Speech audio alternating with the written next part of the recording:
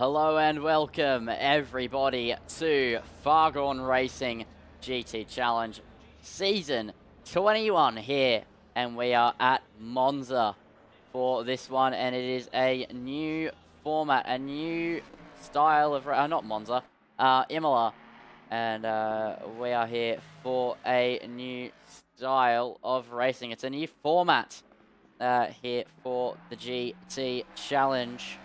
And I'll walk you through that one when I have the little sheet up on my phone. I only had 2 minutes between this and the F1 commentary, so bear with me. So, it is just called Sprint, but it is a bit new. So it's one 15-minute quali that sets the grid for both races, crucially. And then it's two 40-minute races, but you only get 2 sets of tyres. And it's a mandatory tyre stop, no mandatory fuel. So that is the thing that you need to be looking at here when it comes to the racing action tonight. As g'day Super Geek and g'day Ron Marshall. And looks like we're late again. It's not my fault that we're late.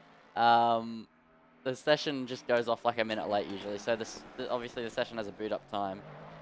And it's normally like a minute and a half late, and I boot up as we go.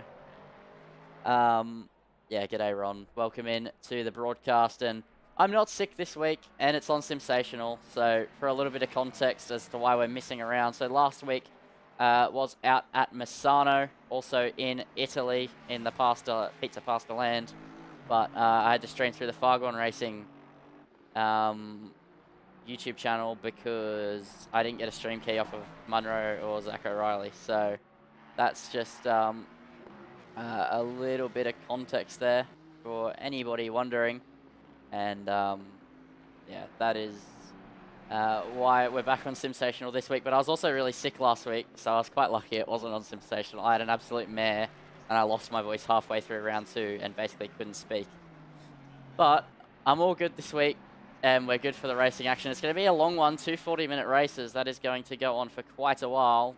So yeah, it is going to be a spectacle to watch. And yeah, I'm really excited to see how this is all going to work out, because there's going to be a lot of tyre wear when it comes down to it. That was because you made too much. Oh yeah, I made too much the week before. Oh mate, there's no such thing as making too much in my book. No, no, that was a good round.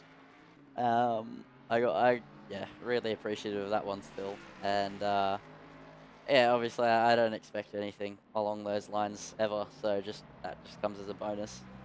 But yeah, 11.5 minutes to go here in quali, and first laps will be on the way. So Maddie, the first driver we've been on here for a flying lap in Imola. I don't know why I thought it was Monza for some reason, but we are here in Imola and up towards the line. Maddie goes now. What's it going to be for the Ford Mustang? It is going to be an invalid 43.5. Now, Steve-O on a flying lap at the moment. He is in the Bentley. Justin Griffin, 41.477. So just to catch you up, Maddie clean sweep the field last week in Misano. She won all 3 in a super sprint round.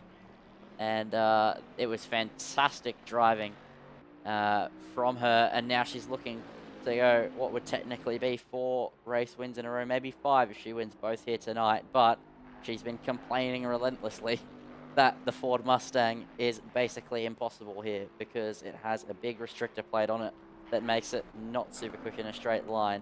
But she was fastest in the practice, however, but it's really, really close margins. The Bentley does well around here. And we have 2 really quick drivers behind the wheel of it, Justin Griffin and Stephen Reese, who Steve-O had a really poor round last time out in Misano. So he'll be looking to make up for that one. And qualifying is the place to start when it comes to making up for last week, because he can go try and slap it on pole position ahead of Griffin and Maddie. So now Steve-O rounding the final corner now and up towards the line for the Jack Daniels liveried Bentley. He goes, will it be provisional pole? Yes, it will be by 400th. So fantastic stuff from Steve-O to kick off his qualifying session. Now, where does Maddie stack up in the grand scheme of things? She's heading towards the line now. This should be a valid lap. What's it going to be? It's a 41.4, but it's invalid again. That would have put her, it was a 470 P3, and it would have been, oh no, sorry, it would have been P2 7 thousandths ahead of Justin Griffin. Now let's look to Henderson. Crossing the line now, P3 for the Aston Martin. Only 4 tenths away from Griffin and Reese. So really good stuff from him there. Steve-O sitting 4 tenths up on his previous best lap time heading into the second sector. At the moment, looking to still find even more time. So this is his time to shine here. Qualifying, he's absolutely flying. Justin Griffin, however, sitting 3 tenths up as well, but not enough to match Steve-O at the minute, but there's still a while to go. A 15-minute qualifying session. As, yeah, Ronald's saying, Matty, better get herself together. As, oh, Steve-O, that's basically a lap done there for him. He was 6 tenths up, but the Imola chicane did Imola chicane things, and, yeah, that is him down and out in that lap, but we know he has a lot of time in the lap now. And let's take a look at Justin Griffin for the first time in this session, also with a Jack Daniels logo on his car. So the two Bentleys repping Jack Daniels pretty heavily here in a GT Challenge. And now Griffin heading into the final 2 corners of the lap. He will be on to take provisional pole, sitting 3 tenths up. It won't be what Steve-O had, or was going to have, but it will be provisional pole because of Steve-O's mistake. He will have to push on again, will Steve-O. So Griffin across the line takes provisional pole by 3 tenths of a second. Now to Nathan Henderson. Can he get past Stephen Reese? He's 6 tenths up. This is a cracking lap from the Aston driver, and he moves into second, only 7 hundredths behind Justin Griffin. A fantastic lap there from Nathan Henderson. Take a bow, mate. That was fast. And Longy goes bang up to the top of 40.9. The Italian car at the Italian track takes provisional pole by 2 tenths of a second at a track where usually this car isn't very favoured because it can't take the curbs. So really good stuff there. Now let's take a look to Speed Racer. He's heading into Aqua Minerale now. So let's see how he can manage. He makes his way up the hill through Aqua Minerale and now towards Variante Alta. This is where we saw Steve-O make a mistake in his lap earlier on in this qualifying session. What does he have now in the bag? He nails it there. Fantastic stuff. And now towards the final 2 corner complex, the 3rd sector. And these are critical corners around the lap. It's really deceptively tricky, these final 2, because it tightens up. It's a tightening radius corner. It just gets tighter as you go around, but you can also carry a lot of speed through them, believe it or not. And it's a downhill braking zone as well. So in cars with no ABS, that's a bit trickier, but in GT3, it's not too much of a problem. Where does Racer go? He crosses the line. It's an invalid lap, but it was a 42.3. And I'll tell you what, that would have put him nicely into P7. Matty currently starting a lap. Steve-O currently on a lap, 4 tenths up as he makes his way through the second chicane. So just shy of the 6 tenths he was up heading into this corner on his fastest lap. So clearly timed there, but his tyres also after that slide will not be all that crash hot. But he's still 5 tenths up, and with a point to prove, he needs to find 6 tenths to take provisional pole off of Longy, who's gone banging, now done a 0.8, even further improvement. Matty went to P2 all the while, and took over from Griffin in that spot. Longy back in the pits, and he'll be back out soon enough here with 5.5 minutes to go. A lot of laps able to get on the board for these drivers, and it gives you time to make up for any mistakes. As Steve-O, this is where he messed it up last time. He doesn't mess it up this time. As Ron, I would agree with you. Steve-O has a very, very good-looking car. I really rate the white livery with the red accents. It's his, it's sort of his theme that we saw in the McLaren and the Ferrari in seasons gone by, and he continues it. And now he sits 6 tenths up. Is it going to be on the right end of 6 tenths up to get past Longy for provisional pole here? As he makes his way up towards the line in the Bentley. Yes, it is. By 0.04 of a second, he moves up into provisional pole, and now he's going to have a very quick dash back into the pit lane, and then he is going to have to get right back out there to go once again. There's a lot of drivers still in the pit lane with 4.5 minutes to go, and Maddie, in fact, deciding not to go and finish her lap because the line is right there in front of her. So, actually, I'm not sure if she did finish that lap. Yeah, she did, actually. So she did set a new fastest lap, but it was very close. She broke off very early. I didn't know if she'd crossed the line or not there, actually. As Justin Griffin out on the track, starting a flying lap, one of the pole contenders here. So the top 5 really close together, only separated by 0.4 from P1 to P5. Fantastic stuff here, the GT Challenge grid. I'll tell you what, they're getting so close together. It's really impressive to see the competition just closing. We do obviously have your usual contenders, Reese, Longy, Maddie, and Griffin. But then you even have the occasional odd one out like Henderson in 5th, just sticking it right up there. And I think this could be a really interesting race. And with only having 2 sets of tyres as well, with the mandatory stop for tyres, we'll bring in a tyre wear element in race 2, not in race 1. It should be pretty smooth sailing. But yeah, I think tyre management is going to come into play because it's effectively 80 minutes. With both of the tyres doing 40 minutes a pair. So, well, that's if you split it exactly in half, which is where another strategy game can come into it as well. So you don't actually have to box at the halfway mark. It's a 30-minute pit window, so you could pit early, take your other tyre longer, which sacrifices, say, the start of your next race or the end of your next race. Or you can go half and half and have balanced tyre wear. Or you could go along on the first stint and then have better tyres for the start of the second. That's all of the balancing act here, as Griffin not going to improve. Henderson up towards the line, was 0.2 up, made a mistake in the final sector, is now just going to stay even. No new fastest lap there for Nathan Henderson. Eda Nick, though, at a track where the Mercedes is actually pretty strong for once because it can take a lot of the curbs with a broken splitter hitbox. So he should be okay to have quite a bit of pace. Currently sitting in 8th position, and he needs to find a bit of time, which at the moment he is finding 0.4 up, but that's a big bounce over the top of the chicane, and he loses pretty much all of that time, as Ron's saying you'd have to go as long as possible. But then consider this one, Ron. Then you go into race 2, and that set of tyres that you took as long as possible is going to be absolutely dead, whether you start on it again and then go long again. Then it'll be really slow. Or you have to pit to it, and then you slow in the second half of the second race. So it's really something to consider here. But there's 1:40 to go, and in fact, a lot of drivers not going out again. So Steve-O stays in the pits. Longy stays in the pits. Maddie trying to push to take pole. Griffin as well, heading through Aqua Minerale, trying to find just a little bit more time. He needs to find 3/10. He's currently sitting only a 10th up. Maddie down on her previous best efforts. Nathan Henderson nearly a 10th up, trying to beat Griffin, but Griffin's going to improve and go bang in a moment's time anyway. But a minute to go, so we are now approaching final laps in qualifying. A lot of people called it a day after that first opening stanza of qualifying, but these drivers trying to find some time, and Griffin is going to find time out of the final corner, and now heading towards the line. It's quite a long run with the way that the line is set up here on ACC.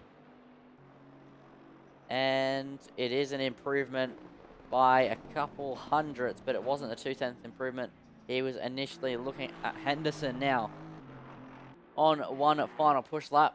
Maddie heading onto her final push lap here, and what we're going to do is we're going to stay with Maddie. As much as Henderson's on a lap, Maddie has the potential to knock out pole a little bit closer. She sits only 1/10 away between herself and pole position, and now she's on a push lap here in Imola to try and take pole off Stephen Reese. So heading into the second chicane, dab the brakes, get it over the curb, 3rd gear, now 2nd gear, take all the curb on the right, the engine roaring its way up the hill and now into Tosa. 1st gear, hold it through the left, now up the hill, powering out, 2nd gear, now climb up to 3rd gear, the long gear ratios, doing her a service here as she climbs up the gears. 4th gear, now into the very fast left-hander, complete commitment third gear, take it all the way out, use all the curb on the exit, and then now Aqua Minerale, the hardest part of the track. Full commitment needed here if you want to find time. Down to second gear, over the top of the curb, and now up the hill, through the exit, and towards Variante Alta. This is where a lap can be make or break, and this is where she needs to give it full commitment to take pole. So she's absolutely flying at the moment. I'll tell you what, she's 2/10 up as she makes her way into this final part of qualifying on her final lap with no cars on a lap to sit in front of her. This could be her time to shine. This should be pole position, barring a mistake here for Maddie as she rounds the final corner now. It's a little bit wide, but she's still 2/10 up, and Maddie here in Imola is going to take pole position as she crosses the line for a 1 minute 40.685 by a tenth over Steve-O in a car that she was complaining was not fast enough in a straight line. She's done 200 laps of practice heading into this one. That's how committed she is, and it pays off here in qualifying. She takes pole position here in Italy. As welcome into the chat, Tash, right on time to watch Maddie take pole. And wow, what a pole out of Maddie. That was absolutely fantastic from Maddie to take it. Steve-O decided not to go out again, and it was to save tyres. I've just finally connected the dots in my head why so many people didn't go out for a final run. They wanted to save tyres, so they had more tyres with this interesting format where you only have 2 sets of tyres for 2 40-minute races, with a mandatory stop to go onto both of them in both races as well. So that's what she was trying to do. They were trying to do, but Maddie decided, no, I want pole. That's what I want here. I'm sitting P3. I'm not happy with that. I think I can defend. And now we'll have the grid walk because we streamed on the Fargone's YouTube last week, so you might not have seen all of these liveries this grid has to offer now that I've downloaded them. So Maddie, they're typical. The Zoomies Mustang with all of the bits and bobs, and oh, is George Russell gone? Yeah, I feel like last season there was a meme. Oh no, because she was in a different car last season. There's a George Russell meme on her Mercedes. Then you have the Jack Daniels beautiful livery, this, the white Bentley.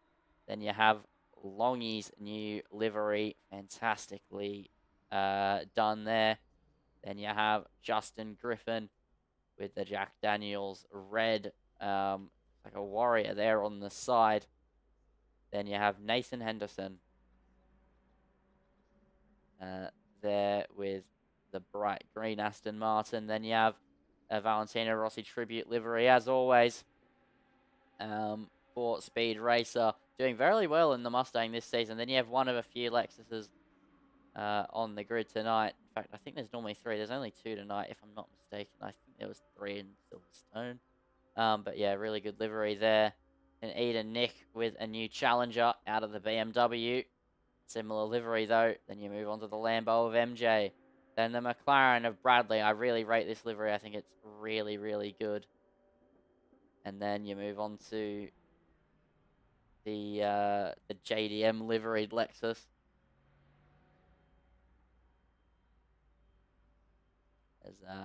Then you have, no, we're skipping that. Man City, ooh, boo. Bring back the sensational livery, not biased at all. Then you have the Winfield Racing Nissan GTR, the HP, very stunning Ferrari there, Old Man Racer. Then you have Broads, Lee, Ross, and Grundle, oh, and Demon Boost as well. But now we're heading towards race number 1. A Toyota livery on a Lexus. It's the same thing. A Toyota is a Lexus. It's all owned by the same company. Lexus is Toyota.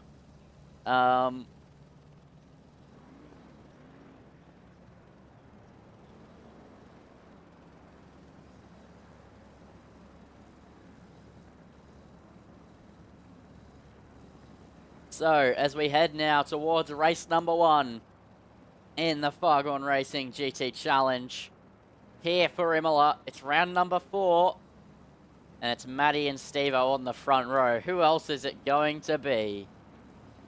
And then Longy is on the second row alongside Justin Griffin, then Nathan Henderson, Speed Racer, Parker, and Eden Nick is your top 8. So, here, 2x2, lined up for the race start. It's Maddie and Steve-O. As per usual, Maddie has said she's going to be jumped. I'm not sure. We'll find out soon as the green flags are ready to fly. The green lights are ready to illuminate here for Imola. And soon enough, we'll be underway. Maddie trying to take it away.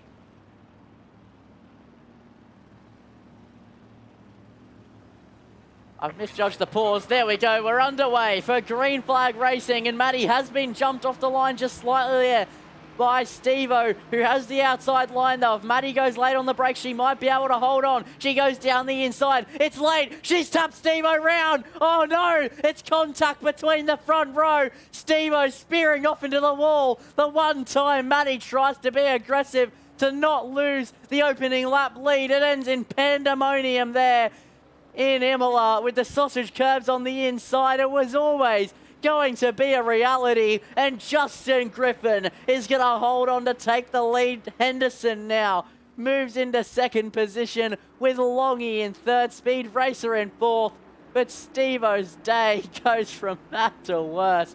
Or not Steve-O's day goes from bad to worse, but his season going from bad to worse. He had a poor round out in Misano. Now he gets spun around in race 1. Now he's well and truly off the back of the grid. That is what happens when two titans collide there. It's been a matter of time, to be fair. How many times have you seen those two have an incident? I'll tell you what, I don't remember a time. It's basically absolutely zero that those times that I've seen those two make any sort of contact with one another. And yeah, as I said, Maddie, for once, decided to keep her nose in. She was like, no, I don't want to lose the lead on the opening lap. She hit the curb, just bounced out into Steve-O's rear, and that allowed Griffin to part the seas like Moses. And, yeah, that was absolutely fantastic for him. And now it's going to be a battle for the win between himself and Henderson. But I think Griffin just has the edge on pace if last week was anything to go by. And Longy sitting in P3 in the podium places will be very happy with that one, as Maddie, where is she sitting? She's sitting in 13th at the moment, and she didn't redress the position. So I think she feels like she was okay. She spent a lot of time out on the gravel. It was very much a racing incident. It is what happens at Imola. I don't think she's in a position to need to redress. Just stating the fact that she didn't, just so that doesn't come across as I think she needs to. That was just the way the sausage curbs and the curb physics work here on ACC. It's kind of inevitable if you clip the curb, and she just bounced into him. I think if it's on anyone, it's more on her than on Steve-O, but I think it's very much just lap 1 sort of race-on racing incident type of thing there between the two of them. As meanwhile, Lee Perkins is side by side with MJ for P8, and they're going at it there. The Lambo gets the switchback heading into Aqua Minerale. They're wheel to wheel. This is brave between the two of them. You don't go side by side here, and that's why there's contact there between the two of them.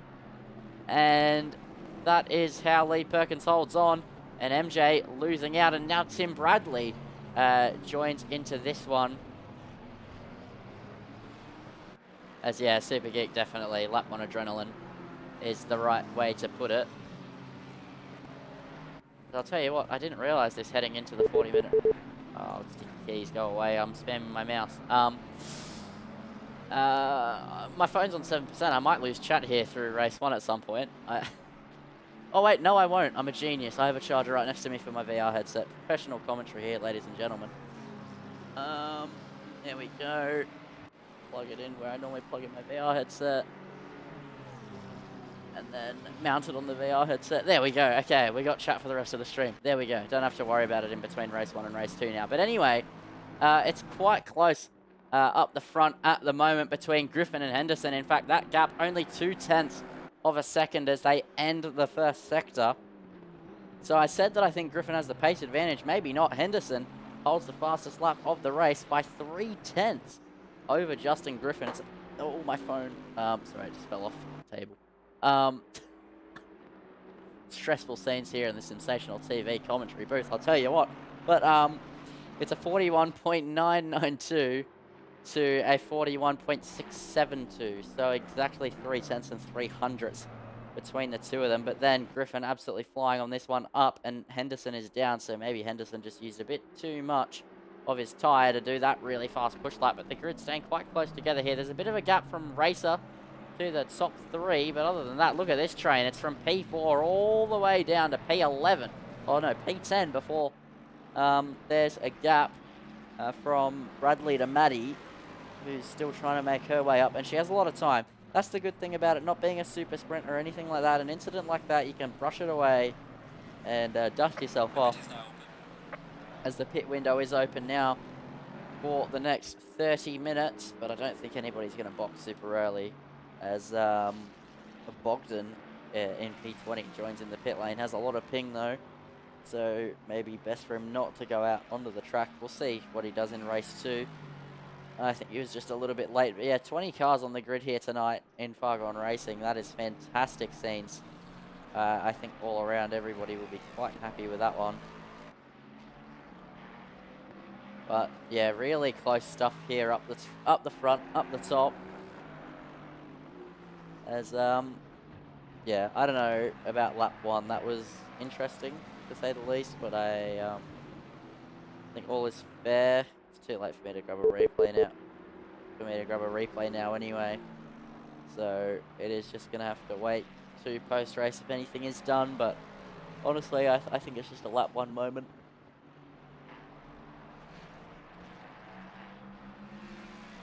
So Griffin at about 1 second gap at the moment, at least according to my software. No, 8 tenths the gap at the moment for Griffin on Henderson. But Henderson isn't letting him get away. He isn't letting him Steve-O it. And Racer with Alexis behind of Parker. So James Parker looking to put the pressure onto Racer. It's Lexus versus Mustang.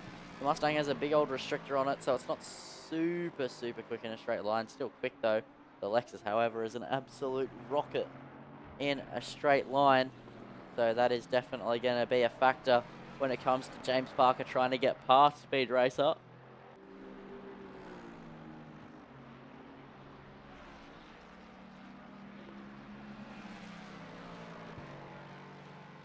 So Mustang versus Lexus here now.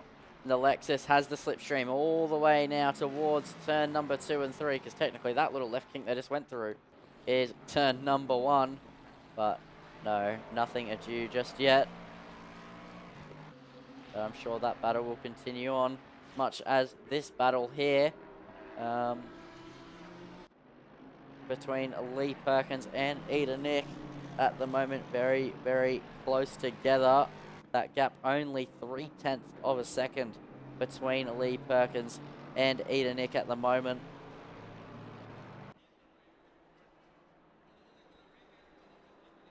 And the Mercedes very quick in a straight line, very calm over the curbs, unlike a lot of cars here on ACC. So I think it's going to be critical for Ida Nick to try and get past Lee Perkins here, because I think Ida Nick also just doing himself a little bit of a disservice as well. I think he should be a little bit higher up in the grid, but he's still getting used to that Mercedes 4 rounds in to what is only a 6-round season. Or 3 rounds in. So we had Silverstone. Oh yeah, I missed the first round. So we had Silverstone round 2, Misano, yeah, round 4 at Imola, if I'm not mistaken.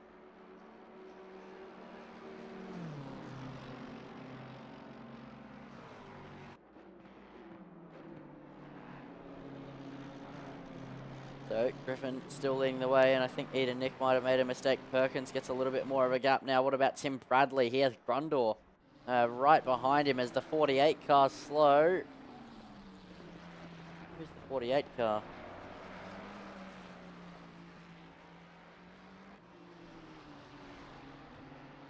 I can't see. Where's the 48 car? Dave Ross, there we go. So heading into Aqua Minerale.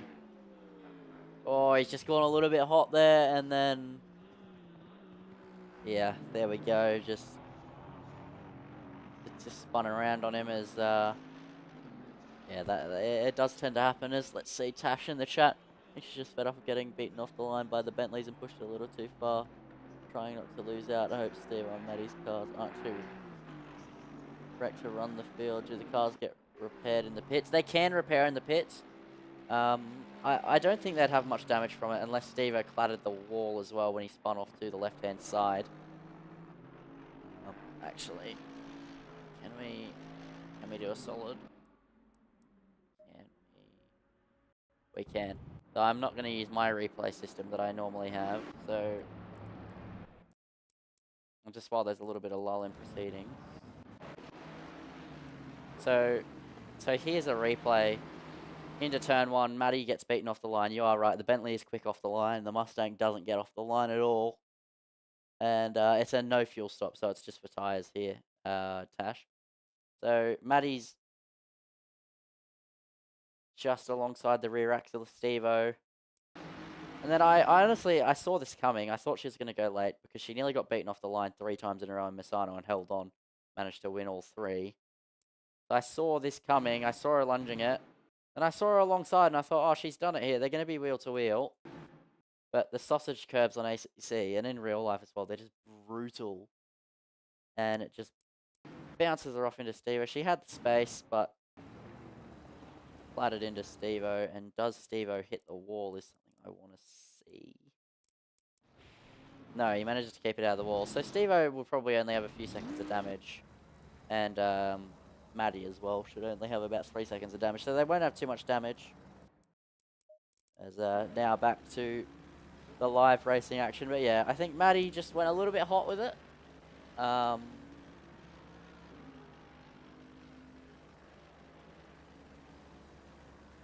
Yeah, super gig, I agree. The Bentley is rapid off the line, and the Mustang has always been quite slow off the line. I think we've seen that since what was it? Season 18, yeah. Season 18, Maddie and the Mustang, Steve-O and the Ferrari, or the McLaren, sorry.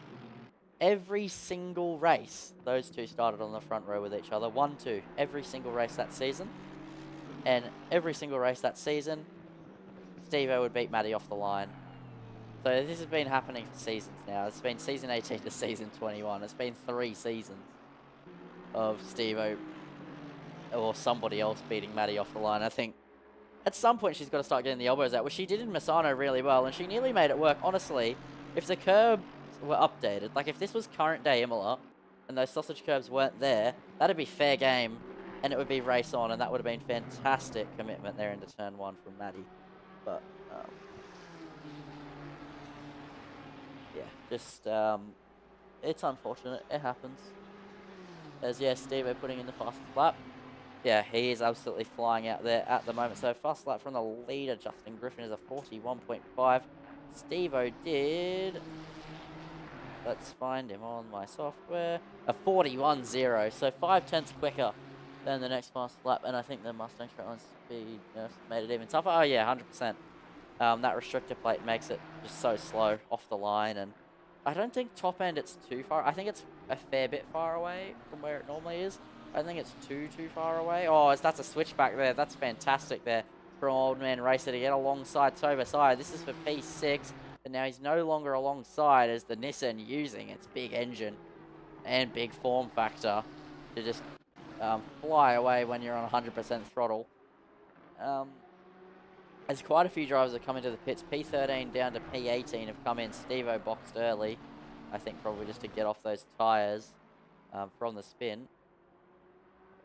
But, yeah, I do agree. But at the end of the day, the Mustang straight line speed nerfs had to happen. It was just too strong. It was unbeatable to be completely transparent. And, yeah, now they have happened. Oh, it's car 4 slow. What has happened? Oh, it's Maddie. Is that a return to pits moment? Or, wait, why was there a yellow flag? Oh, that's why there's a yellow flag! That is a big incident there. It was a return to pits. I didn't see her pull in. That's a lot of damage on that Mustang. That's a big bit of contact with the Lexus. Oh, no. Wow, that is a big incident there for Maddie. And that would have been, yeah, it was with Hoggy. Here's the replay of Hoggy. Absolutely clattered car. That thing is not going anywhere. He's limping his way around the circuit. Yeah, that is a big incident. Maddie's not going from bad to worse. But there is a silver lining in all of this, I will say. There's a slight silver lining. Oh, as Super Geek saying, as a Ford fan and a Maddie fan, I hate this. It's like being a Ferrari fan in F1. But I will say there is a silver lining. Oh, what? No, surely not. Old Man Racer around the outside of Aqua Minerale. Oh, Tomasai is nearly gone. He's half spun off into the grass. He's going to lose out to MJ as well. What was I saying? Oh, what was I saying? Come on, Lindsay. There's a silver lining. There we go. Okay. The qualifying results set the grid for the next one. So, Steve-O and Maddie both have redemption chances. So, they're not going to have a great race 1, but they will start 1 and 2 on the grid again for race number 2. So that is something definitely to think about. I think Maddie will probably be a little bit more conservative off the line, well, into T1 next race if she doesn't get a good start again. Maybe just learn a little bit. But yeah, there's a silver lining in all of the carnage. They will be on the front row together once again, if I've gotten the format right. I could be wrong. I'm not going to go 100%. That is it. But I'm 99.8% sure they will be on the front row again together. As Brode's currently racing with Tim Bradley into turn 1. Ferrari versus McLaren versus Ford as well, because Grundor's there. Brode's pushing quite hard. So is Tim Bradley and Grundor. They're going at it here. As Grundor right there. And right all over the back of the McLaren. As, yeah, Tash, I would agree. I would love to see it over. English. I'd love to see a do-over as well. As all fine motor skills and English skills are out of the window here in the commentary box. And this is my warning to anybody who wants to be a commentator. Think wisely before your doubleheader. Is Steve under a cloud of victory pressure from Interclub? Well, you see, since Interclub actually, it could be an Interclub curse here, Zach.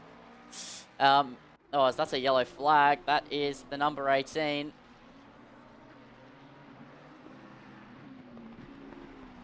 Hold on. Number 18 on my board. It was Brodes. Yeah, I thought so. I was like, we're looking right at him, aren't we? So I was looking at chat, so I didn't actually see the incident. So here we go. Here's a replay. Heading is Aqua Minerale.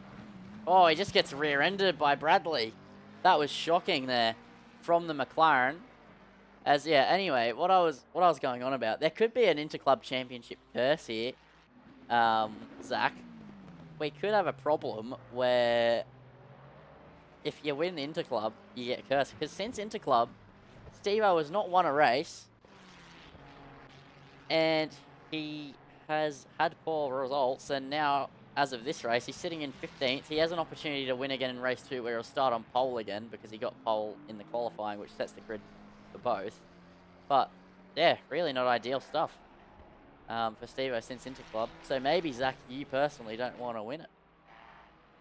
Maybe you'll curse yourself, and the talent will disappear out the window before we go to the Bathurst 4 hour later. But it is good to see you here in the chat, but Brode's really struggling since the contact. He's been a little bit all over the road. Dave Ross with a little bit of damage on his car. Now the 13 slow. The 13 being Old Man Racer. Yes, it was yellow flag. Oh, yeah, there we go. That's another car parked and teleporting. That's parked off the left side of Tosa. I want to win it. I'm cursed patient 0. Okay. All right, Zach. That's a lot of confidence coming from you. But we'll see how it goes. I mean, to be fair, Max Verstappen broke how many curses in his time in F1 so far, and surely you can do it, right? You're an absolute machine. But yeah, this race definitely race 1 here coming to a little bit of a stalemate while the strategies still play out. We've got 10 cars.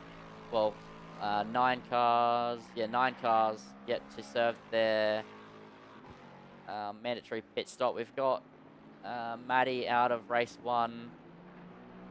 We've got Old Man Racer out of race 1. Steve-O down the back after lap 1. No coincidence, just facts. All right. We'll see how you go, mate. Next Monday, get around it. I mean, you won't be on the track. You'll be in the commentary box again, Zach. But, yeah, next Monday, get around it. It should be 3 of us in the comms box again if Munro can make it, Zach. Are you going to be around, or what's the go? Let's get a live sensational TV update here as the next Monday's commentary team. Because I know I'm around next Monday. I never do anything on Mondays. Round 3 and 4 you'll be around for on the track, yep, because you'll be back from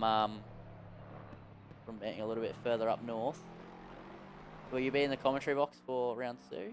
Yeah, it'll be a trio? Yeah, cool. It's really cool having the trio, and I'm sure everybody feels the same. It is cool having 3 of us there in the commentary box. It just makes it feel a little bit more special because, you know, we all commentate with each other, but then it's always the big events where we come through and do all 3 of us in the box at the same time. So definitely makes it feel that little bit more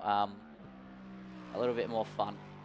As MJ has a car right behind him, and that is Toba Sire. So it's going to be Nissan versus Lambo, slow in a straight line versus fast in a straight line, and this is going to be close here between the 2 of them. Both of them yet to pit in this race, battling for P5. So the people who have pitted: Lee Perkins, Racer, Reese, Eda Nick, Grundor, Demon Boost, Old Man Racer stuck in the pits, Hoggy and Lee have all served their mandatories. As, yeah, team is strong, it's sensational. Absolutely. Oh, that's a big mistake there from MJ. Toba Sire slow as well. There at turn 1. Oh no, that's MJ gone. He spun around. Absolutely not ideal. And car 5, being MJ, spins around. Yeah, that is not how you take turn 1 at Imola, ladies and gentlemen. That is absolutely not where you can park. So now he'll be thinking about coming in. And I'll tell you what, for a format where you only have 2 sets of tyres to use over 2 races, and you have to use them both in both races, a lot of people are spinning and ruining their tyres. This is really going to be interesting heading into race 2. I think this race will get closer as we go on. I think people are going to close up to each other after the pit stops. And when the pit stops occur, as I thought Henderson might have boxed there, but he stays out. Same with Longy and Griffin, who's out the front doing a Steve-O at the moment in the other Bentley. But yeah, I think this race will close back up, get a little bit more exciting after the pit stops. But for the moment, I think race 2 is looking to be the better one, because these drivers seem to be really pushing it, spinning, burning their tyres a lot. And then yeah, and then it's going to be really tricky in race 2 when they have to either start on these tyres that they've all burnt out, or they have to box the tyres that they've burnt out because they're all sliding all over the road. As Matty goes into the chat, sorry about that one, really struggling to control the car at that pace. I'm out for the night before I kill someone else. Oh, I mean, I think, Matty, give race 2 a crack. You know, you've learnt what not to do through this one. I think race 2 should be a good opportunity. Should never back down. I think is the blessing, because I think obviously, yes, you're struggling to keep the car at that pace, but you know, the lap one incident was just unlucky. There shouldn't be sausage curbs there. There isn't in real life, but inevitably they are there, and then they're just bouncy. And ACC's curb physics don't help your case. It just bounced you out into him. And then, you know, bring on race 2. Just try. You're starting on the front row again, if I'm not mistaken with the way the format works. I don't think there's any reason to give up here, and everybody loves seeing you on the grid. Really, I can't turn the car. As Zach's saying, just play AC in the interclub racing. You heard it here first, Matty. Listen to Zach, get on AC, give it a go. But yeah, no, you have a lot of supporters here in chat, Maddie. You've got Tash, you've got Super Geek, Ron. I feel like you're the sort of person that everybody backs. It's like Nico Hulkenberg in F1. You don't have any people that aren't backing you here. Everybody was really, really sad to see you off the track and with the turn 1 incident. So you got the crowd behind you.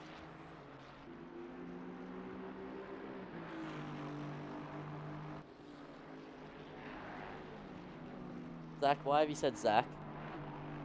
Did I misspeak? Did I say the wrong name, Zach? Or have you just typed in your own name for no reason?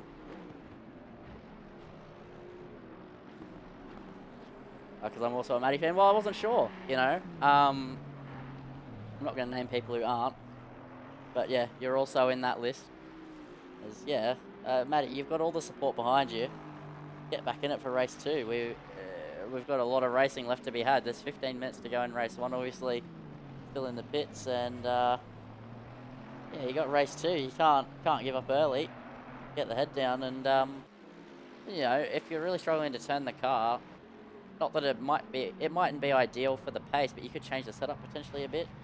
If you know how to get the car a little bit more tame for the cost of pace, even if you don't win or get P2 or P3, you're starting inside that top 4 you could probably still, at worst, finish P4 if you make the setup a bit more safe.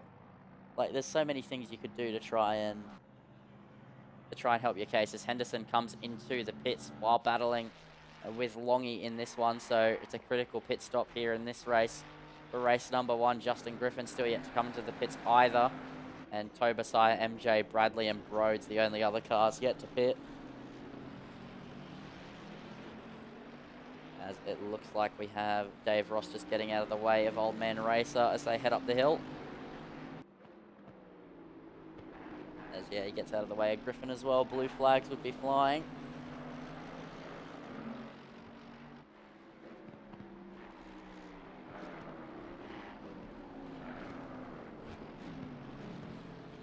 As Henderson just emerging from the pits now. So that is a long pit stop here at Imola. 8 minutes to go in the pit window. So Griffin, Longy, Parker, Tobasaya, etc. will be looking to come into the box anytime now and serve their pit stop before it is too late. And Justin Griffin looking like he is going to win in this one. As Ron, I would agree with you on that one. Matty, give it a go. I think that is the, I mean, what's the worst thing that can happen? Yeah, you know, like, the worst that can happen is that you have another moment and, you know, you're out of it again. But who said you will? You're a very good driver, very quick, very talented. There is absolutely no reason you don't give race 2 a go, is what I'm calling here in the commentary box. But anyway, let's focus on the racing. Let's let Maddie make her own choices. There's car 13 slow. And that is Old Man Racer. He's been looking so strong in this one. But let's see, it looks like a turn 1 rodeo.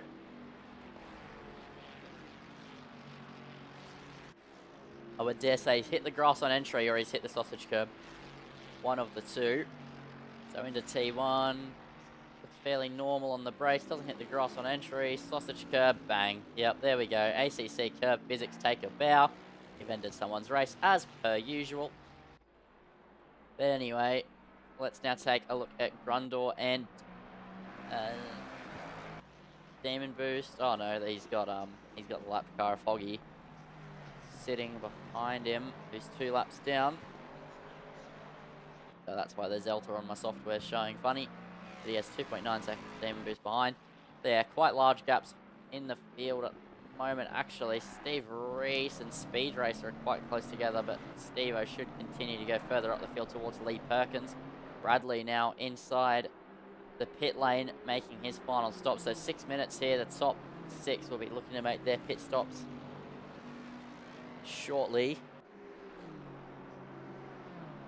And Steve-O looking to just continue to close. He's on a good recovery drive, obviously. Started off of P2, side by side with Matty. Unfortunate things occurred on lap 1, but he's kept his head down, kept the car in a straight line, and currently sitting in 9th, and he's not done yet. 10 minutes is quite a long time.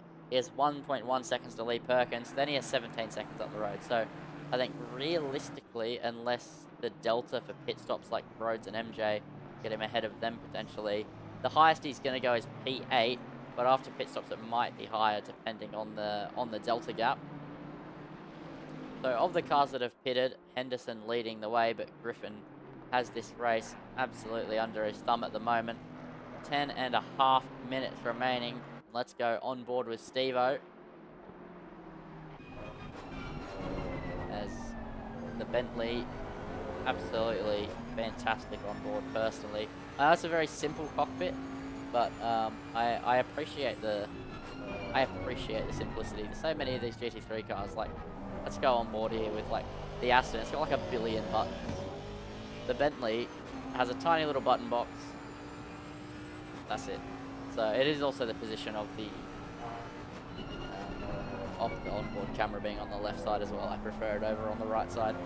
So just little weird things here from the commentator in the commentary box that I prefer. But anyway, enough ranting about that.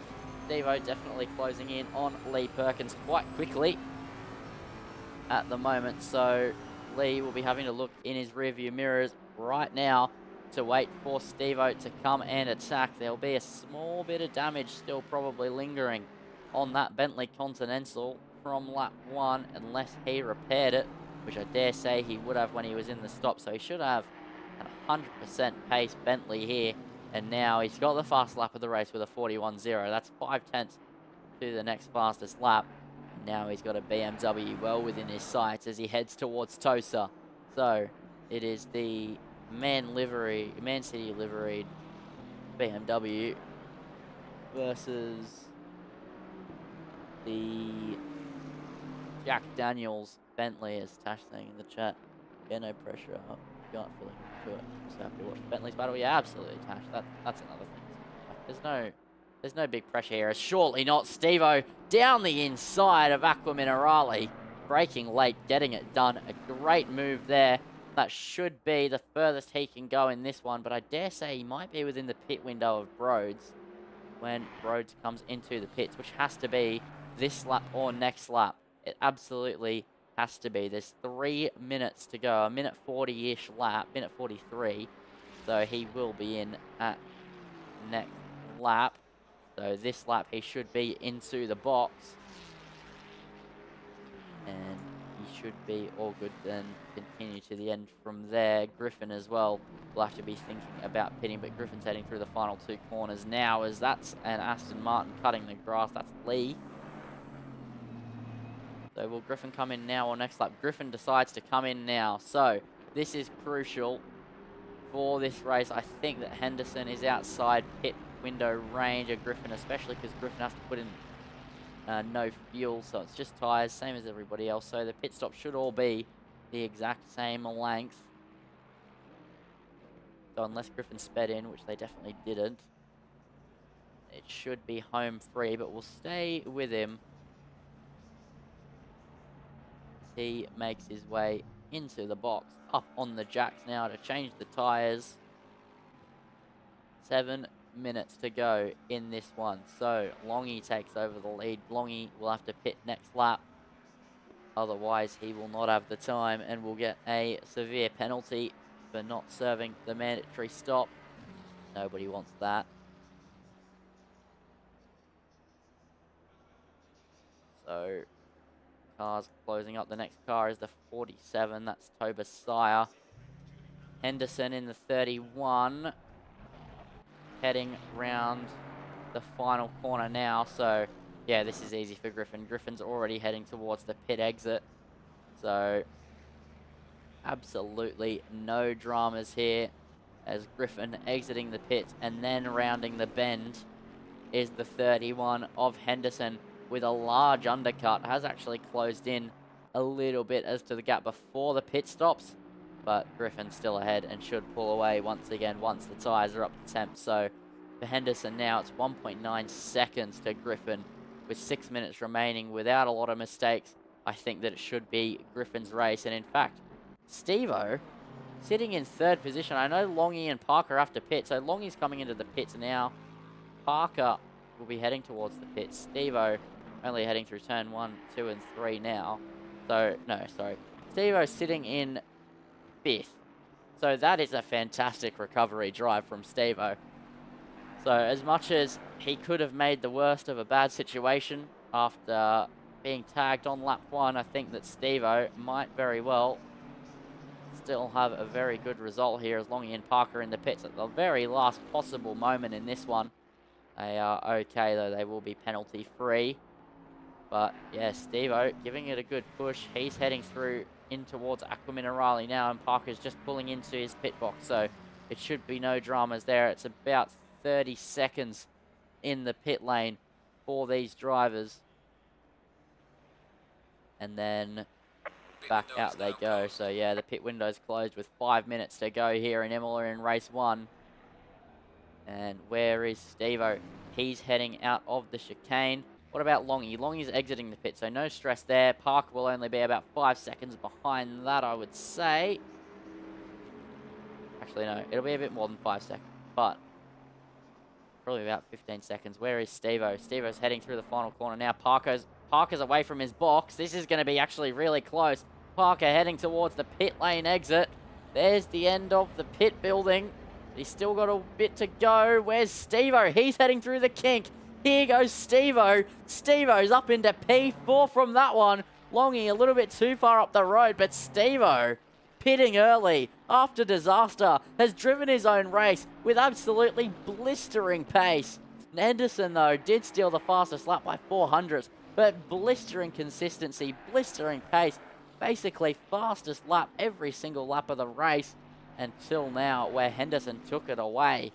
Absolutely sublime driving from Steve-O, and without disaster, he should finish in P4. That is a great recovery drive from the back of the grid as Dave Ross has a stop-go 30, presumably for speeding into the pit lane. But yeah, Justin Griffin under a little bit of pressure here with 3.5 minutes to go. 3.5 minutes to go here. I think that Henderson is going to be within 1 second. It's really hard to overtake around this circuit, especially in GT cars. So Griffin should be able to hold on, but he might have to defend a bit. Henderson pumping in fastest laps, and this could be really interesting between these two, sitting about a second apart as we head towards the final 2 laps here for race 1. And it's definitely not over yet. It's not over until the fat lady sings, as the saying goes. And now we head towards the penultimate lap of this race. So it's Griffin v Henderson. The gap is a second.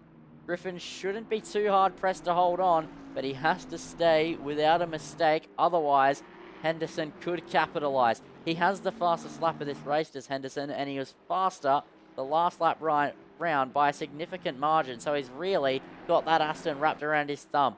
So this is going to be quite a race finish, and he's continuing to close that gap now 9/10 of a second. I think realistically they're both pretty quick in a straight line, so it's going to come down to how much the slipstream is worth heading into the final lap. And I think Henderson will realistically have to be within 4/10 heading out of the final corner to try and make a move into turn 1. But even then, there's other overtaking opportunities around the lap, so he's got to keep his head down. This is absolutely crucial moments here in this race, but Griffin a little bit quicker through that little sector of Aquaminerale, and I think it could be too little too late here for Henderson, despite a monumental effort to try and get the P1, but still heading towards the final lap of this race next lap, and still Henderson putting the pressure on. The other gap's quite spaced out, so not too much to worry about when it comes to the rest of the grid,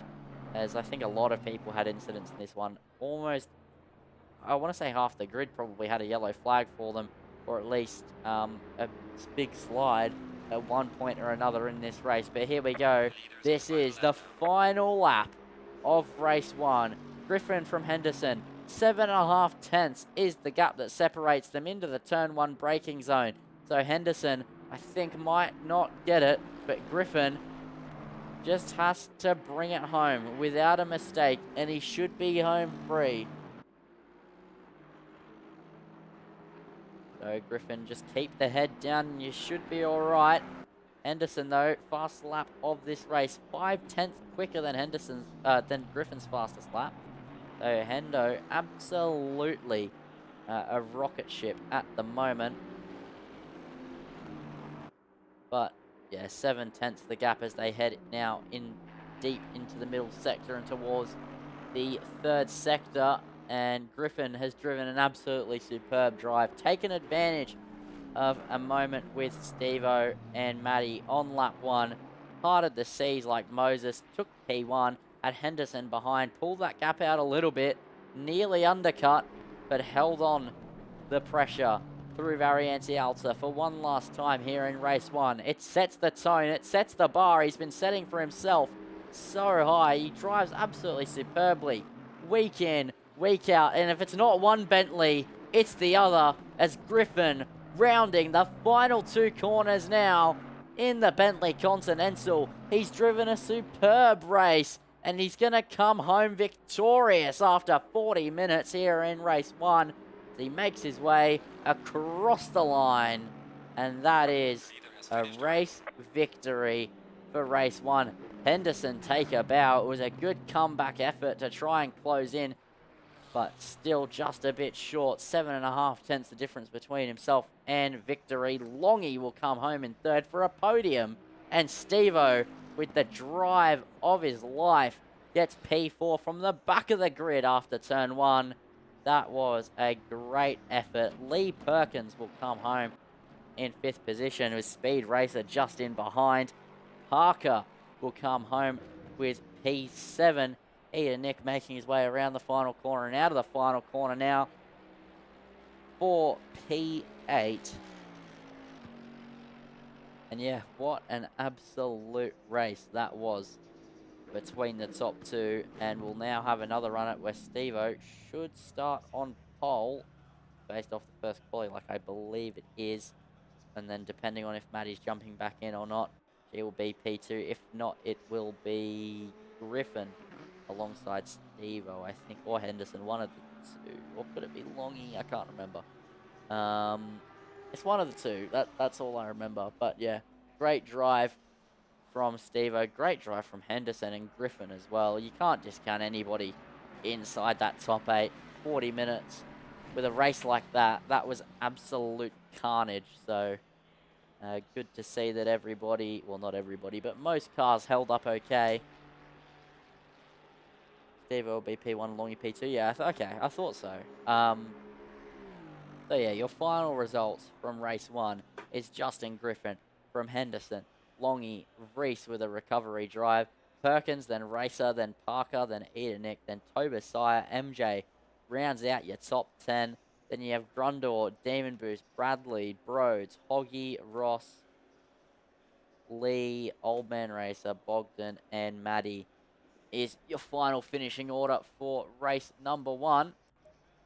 As then we're going to have a 5-minute cooldown now before we head into race number 2. But while we wait for that cooldown to start and tick over, everybody in chat, give me your thoughts on race number 1.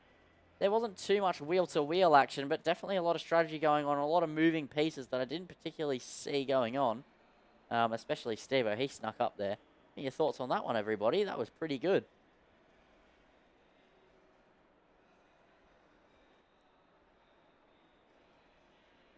Green light, go, go, go.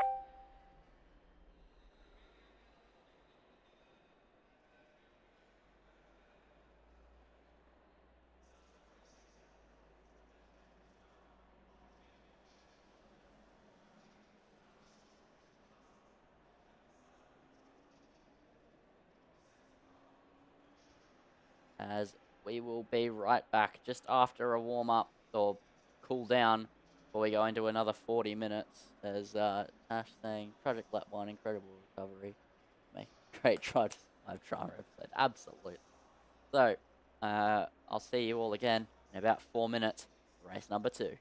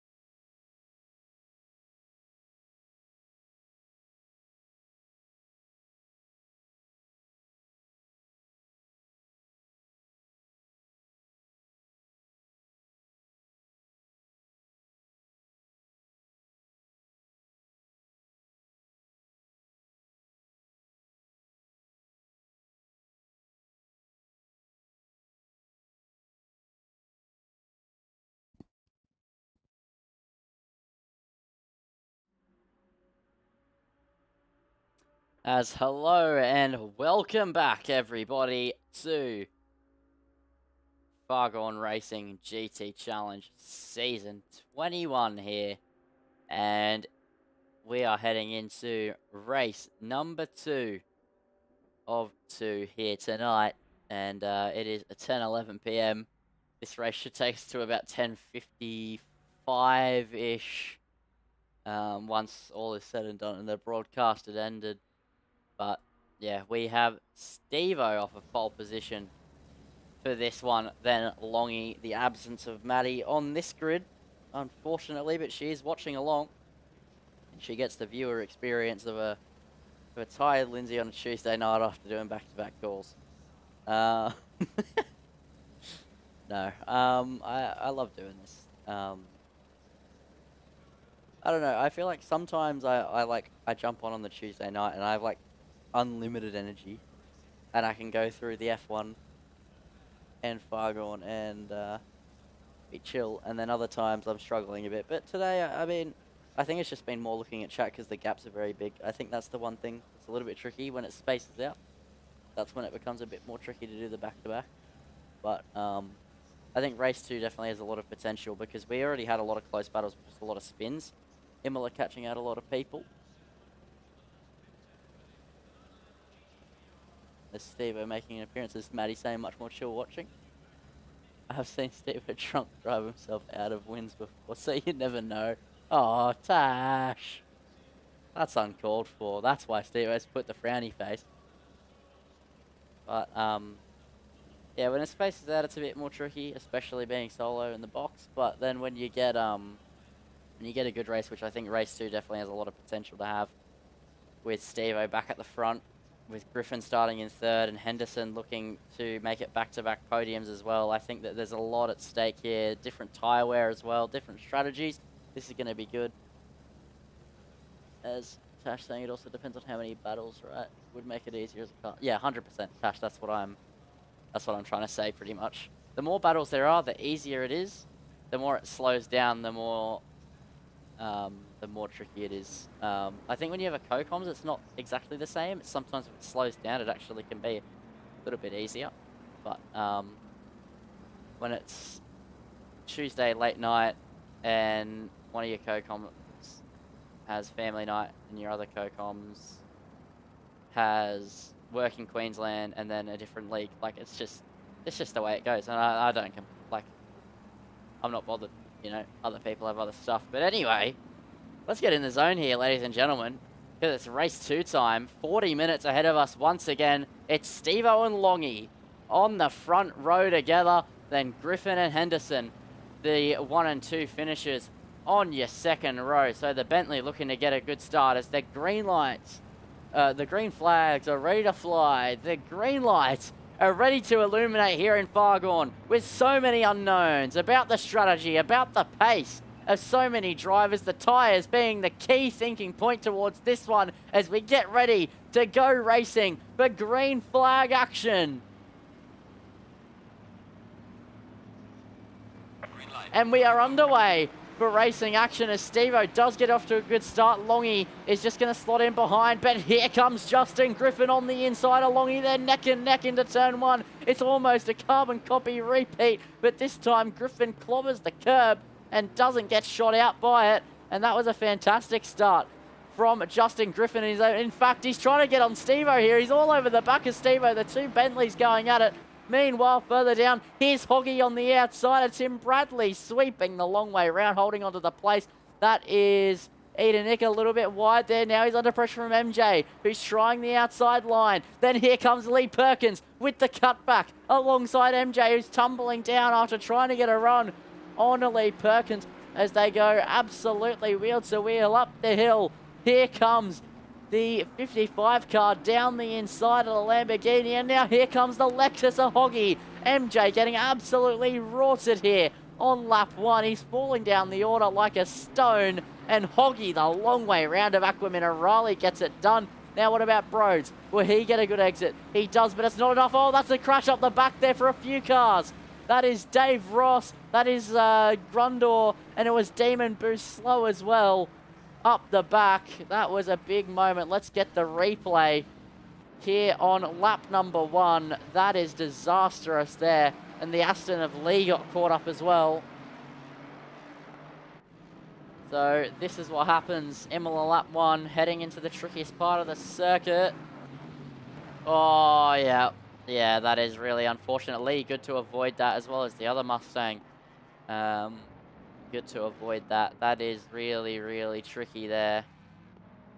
And Dave Ross, the worst out of it all. I believe it was Bogdan, actually, who benefited quite a lot from that as we go back up the front. Steve-O led away the field here on lap 1 as Aussie XP Gaming saying, keen for Wednesday Cup tomorrow and the Gen 3 season start next weekend. Absolutely. That is what it's all about here. Sensational TV and obviously AK Racing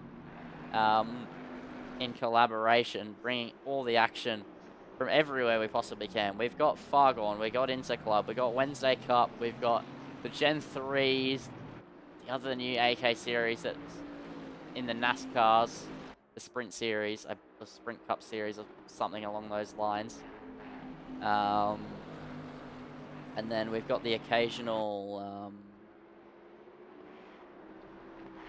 Slipstream event as well, and whatever other special events we can bring your way.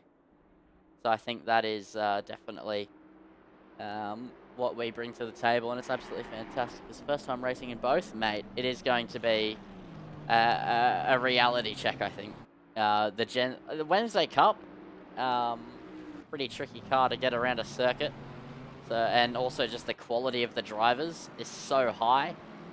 But I think the Gen 3s will be the main shock. They are so hard to, like, they are absolutely, like, you have to be perfect to drive those things at a really, really, really good pace. So don't expect to be up the front.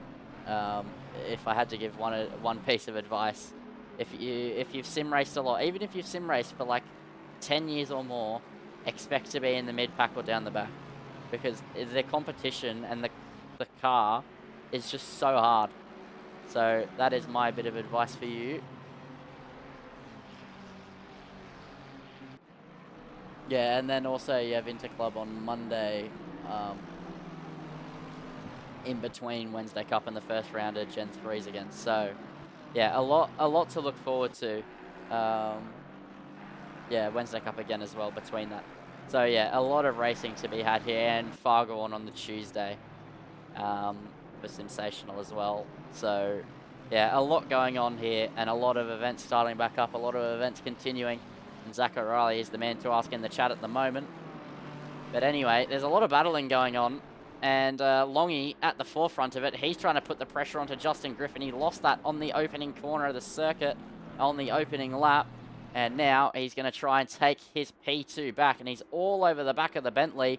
Just has a little bit more straight line speed, a little bit more tolerance to the curbs.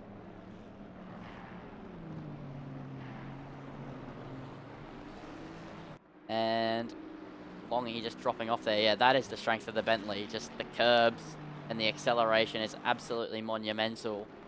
And a little bit of a mistake from Longy as well helped that one through, as we'll go to Lee Perkins, who's in a battle now with Ida Nick. They're going side by side into the final two corners. The pit window is now open, but I don't expect to see anybody in super early in this one. So Lee Perkins on the back of Ida Nick. Ida Nick went down the inside and held on, as actually Nick does pull in early. So does MJ. He just wants early places. He's seeing if the undercut can work, as Dave Ross slow up the back. But now, here comes the Lexus. Here comes Hoggy on Lee Perkins. The straight line speed of the Lexus absolutely on display. Lee Perkins, though, able to hold on. But this is going to be a good battle, as well as there's a three-way fight behind them between Broads, Bradley, and Old Man Racer. These three have battled a few times tonight, if I'm not mistaken. And this is going to be 34 minutes of a lot of fun, with the battles being so much closer together in this one. In race 2 by the looks of it, as that is a good run, and it's going to be down the inside by Old Man Racer at Tosa, and he's going to get that one done. A great move, and a deft touch on the brake pedal, definitely a helping hand, and that is a good move. And now it's Ferrari, McLaren in this little battle. Longy dropped quite far off the back of Griffin. Let's leave it to me to get the hiccups now.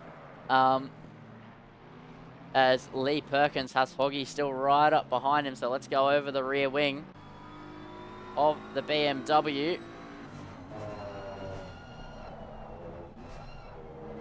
As he's trying to battle away with Hoggy. Currently, 510 car's slow. Who's the 510 car? That is Lee.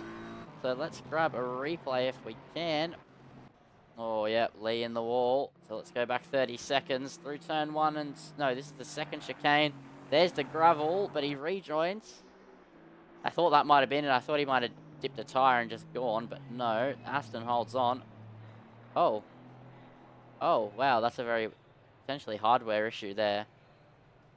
Because he just kind of got to the mid-corner of the hairpin, then went straight on, and then just blasted the throttle onto the grass.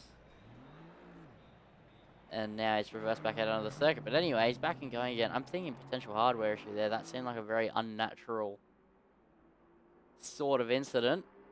It happens in sim racing sometimes. As, yeah, Ron, the schedule is starting to get busy. I know you're talking to Zach, but I'm going to respond anyway. The schedule is absolutely picking up here as we go deeper into the year. And, yeah, I mean, we're over halfway through 2025. That is absolutely bizarre to think about. As, Zach, was it November that we had the Bathurst 12-hour and Brands Hatch Gen 2s? Because that's when I joined Sensational. It's been quite a while, honestly.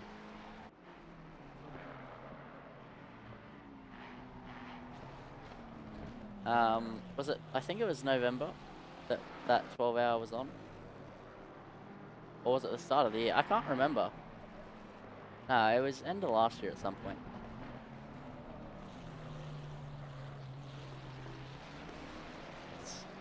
It was November. 16 hours of commentary that day. Yeah, that was. You know what though, Zach? I don't know if you'd agree with me, but I get more tired and my throat gets more sore after 2 or 3 sprint races in Wednesday Cup, Fargone, or Supercars than it did in that whole 12-hour and the Gen 2s. I don't know what it was about that. We were just all in such a flow. Like, it just worked so well. Like, I felt like we could have gone on for another 10 hours, except for the fact that you and Chris had a bit too many red cordials, and you were absolutely stumbling at the end of the night. But, that was a good day. Yeah, November. So what? Only 3 months until... So I've been in Sensational for 9 months. Wow, time goes too fast. Okay, anyway, let's ignore that, because I'm gonna like have a crisis if I think about how quickly time's gone.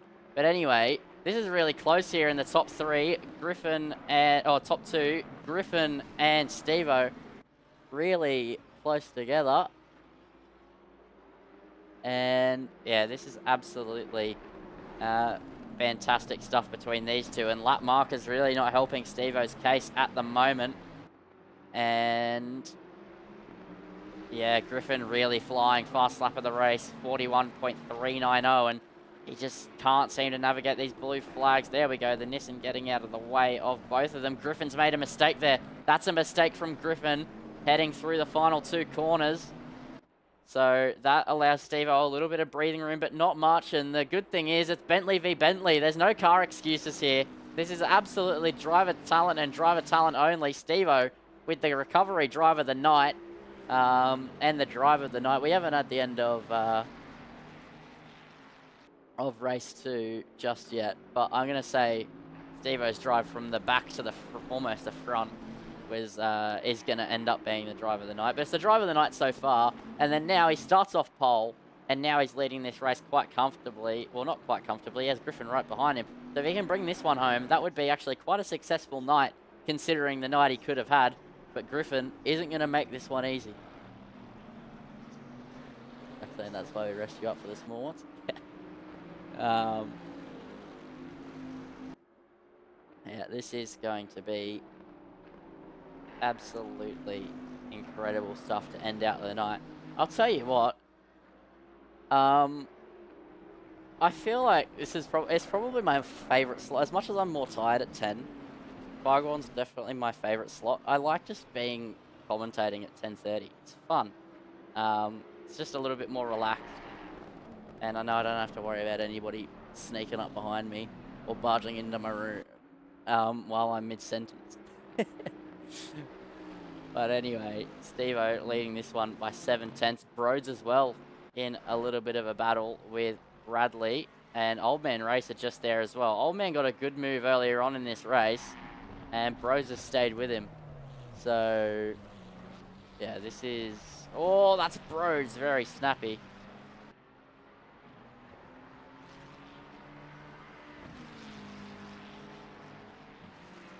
And Broads under pressure now from Tim Bradley. I was about to say he's right on the back of Old Man Racer, but now the roles are reversed. Now he's the one under pressure. Now he's got to close back up to his fellow Ferrari, but that was a big snap. That lost him about 1.8 seconds, so that was not minor at all.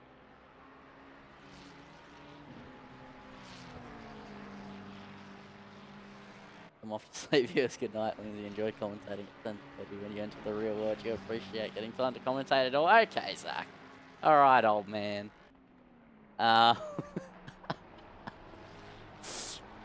It's okay. We all know you're old, Zach. It's okay.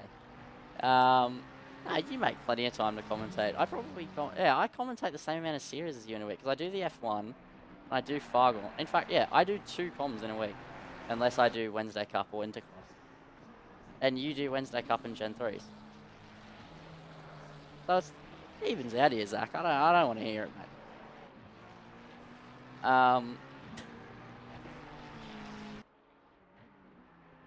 33 spring chicken power.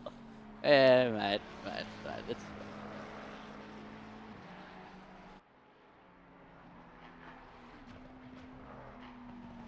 very happy to have you casting Fargone, Lindsay. Cheers, Tash. Plus, I don't really lose the feeling of time.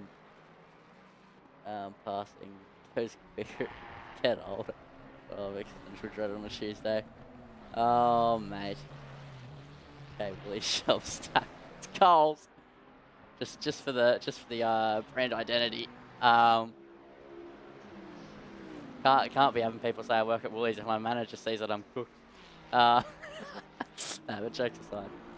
Main shelf stack is fun. Yeah, look, I'm applying for apprenticeship. We'll see how I go.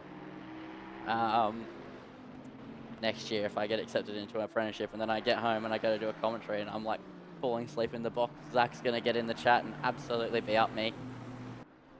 I won't hear the end of it because he'll remember this moment. But anyway, we'll see if I live to that karma. Anyway, Reese and Griffin still really close together. Friendship in what? MasterCard debt. Alright, Zach, that's enough. Go to bed. Go to bed, grandpa. Absolutely outrageous. Absolutely outrageous.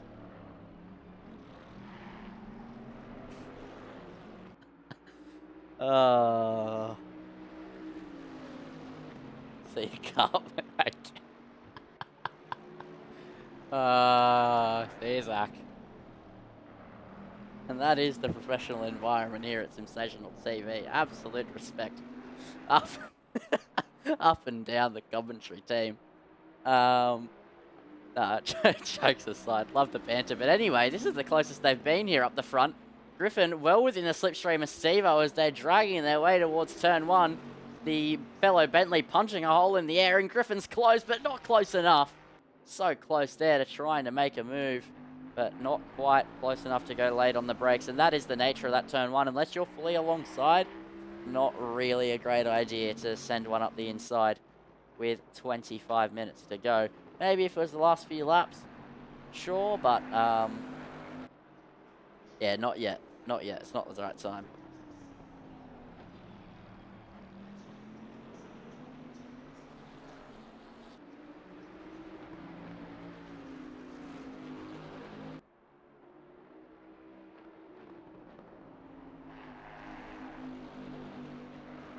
A 38 car slow. That is Bogdan, who was running in P9.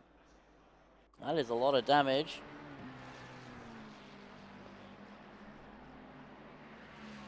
let's see. We've got 30-second replay.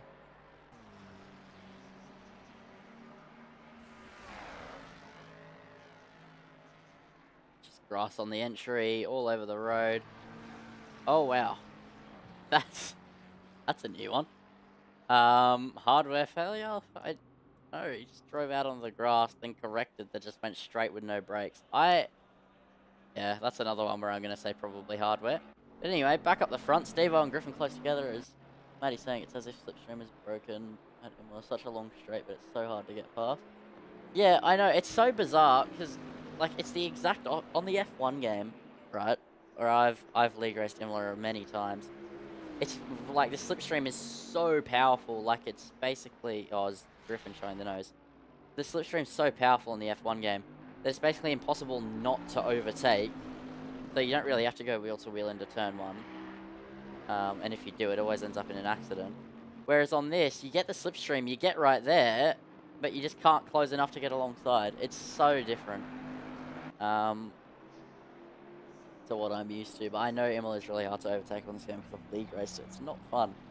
Overtaking is just impossible.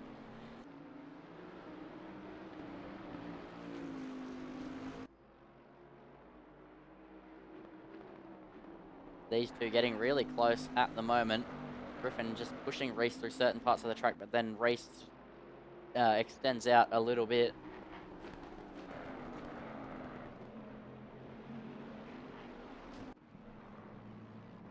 And that is pretty much the story at the moment. I think Griffin needs to be about 2/10 closer heading out of the final corner to get the move done. And that's easier said than done when you have Steve-O in front of you. They're both running within 0.02 of each other, lap time-wise on the last lap, so these two very even on pace. And yeah, I think the undercut and overcut could come into this one. Strategy is going to play a key role. We saw with Henderson that the undercut was very powerful and nearly got him back to Griffin in the final few, but then also pitting super late. I don't know, you have more tyres at the end more than likely, so it's going to be a big one here because the tyre wear's so different to race 1. Where you're not worrying about, because you're having fresh tyres going into the pit stop last race, whereas this one you are going to have worn tyres. And at different rates as well. Like Griffin went super, super, super late in race 1. Steve-O was super early, which I imagine he's on his fresher tyres at the moment, because you just can't hold this space with super old tyres, I don't think. When did Griffin pit race 1? Like literally with like 7 minutes to go, 6 minutes to go. So he's also on his newer tyres. They're both going to be pitting to pretty dead tyres, I think. Unless they're both on bad tyres. But you can't be running 41 lows almost every lap with fresher rubber. So I mean, yeah, with older rubber. So I'm not sure. I think they both started on their just slightly better tyre, and then they're both going to be going to worse grip. Then their tyres have dropped off quite a lot though. Like they were doing 41s and now they're doing 42s. It's really hard to call. I think they're both on their better tyres at the moment. Oh, Griffin has a good run into the final 2 corners, but not close enough to look up the inside. Yeah, so undercut not really strong. Yeah, that's what I'm thinking. I'm like, the undercut was really strong in race 1, but then there's a big tyre factor here. So I don't think it'll actually end up being as strong. I think the overcut could be the play. You just need to hold track position. You need to be a late one stop. 1 lap earlier than Steve-O. Yeah, 100% agree. It needs to be late, but it needs to be 1 lap earlier, and then the 1 lap undercut. But it's, yeah, even then, dip and tuck. So we'll see.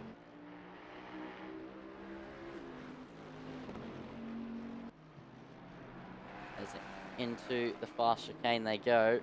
Steve-O still holding the lead. This is the closest battle on the circuit, which is why we're not keeping our eyes off them.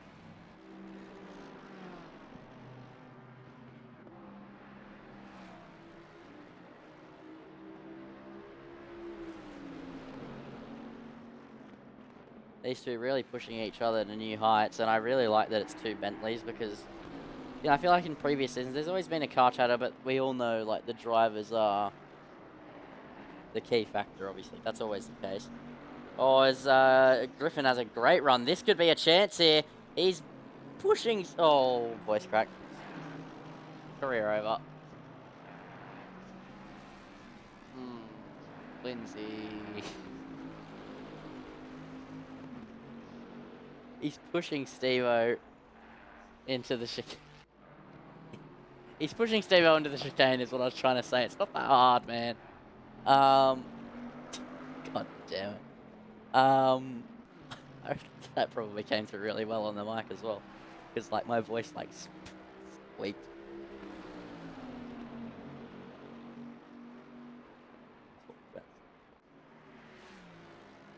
By a tenth, so close these days. Yeah, 100%. Like, it is going to be really close.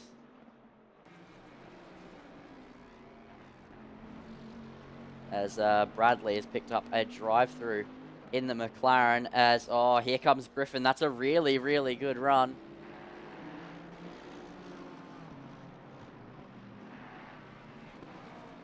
It's Tash. Oh, no, not again. Oh, my God. Tash with the $50.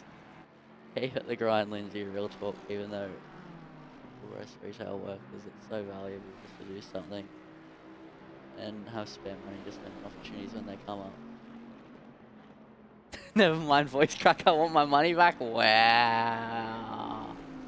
Wow. Well, you can get it back in like, well, you can get 70% of it back because that's what YouTube does. Fun fact, YouTube takes like 30% and then pays you out at the end of the month. Hold on, let me finish reading this.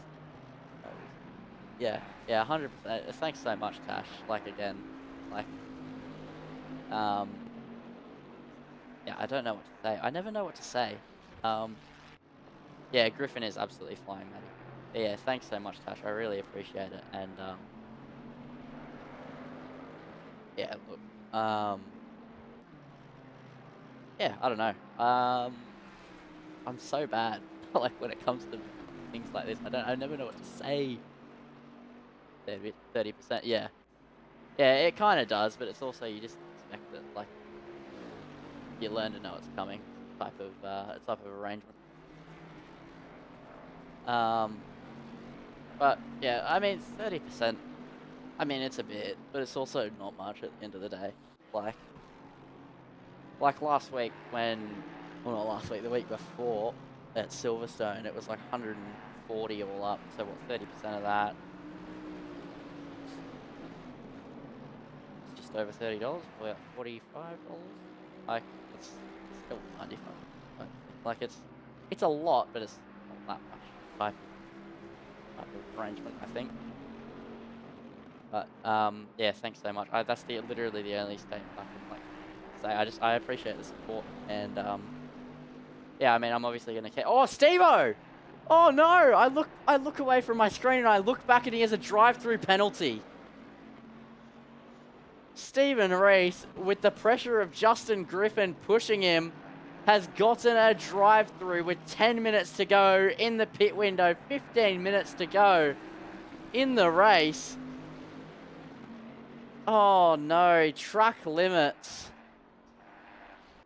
Yeah, that is, as Maddie said, classic Imola. Imola's so hard with the track limits, and Steve-O has paid the piper. And that is going to basically be Griffin's win now, unless Griffin gets a drive-through as well. And that's going to be a long EP2. And in fact, I don't think Steve-O is going to finish on the podium here whatsoever. No, he's not. People are going to fly past him. Car sliding all over in the track limits based on the rear wheels. Yeah, 100%. Yeah, the track limit's so hard around here, and he's pushing the car so hard with Griffin behind, and yeah, that is a really, really annoying drive-through, and that's so sad. Like, not just for Steve-O, but just for like the entertainment value. Like, it was going to be such a close fight. They've robbed us of something that was going to be really, really close to the end. But anyway, Griffin now has 6 seconds out in front, and Steve-O rejoins in... That in third? in 4th position. Yeah, 4th position with the pit stop still to make. And Henderson within the pit window just maybe. It's going to be close. Yeah, close battle until then. Pit strats. Yeah, 100% I did as well. That's a big race changer. Steve-O definitely will be angry about that one. And he's just going to have to push on to the end. And I think it's going to be P4 again for him once all the pit stops are said and done. That or Henderson will get... I don't know. There's so many cars who haven't pitted. No, I think he's going to finish quite far down, actually. Yeah, we'll see when the race finishes. But, yeah, that is a big one there for Stephen Rees. And that is a big race for it. I think that... I don't know. Griffin was right there, but it's so hard to overtake in Imola. I think Steve-O would have won, just. It would have been a good battle, though, and I think they would have gone side by side at least once there towards the end. But anyway, just to focus on another battle now that that's all done and dusted. Tim Brad... Oh, no, that's lap car. Hold on.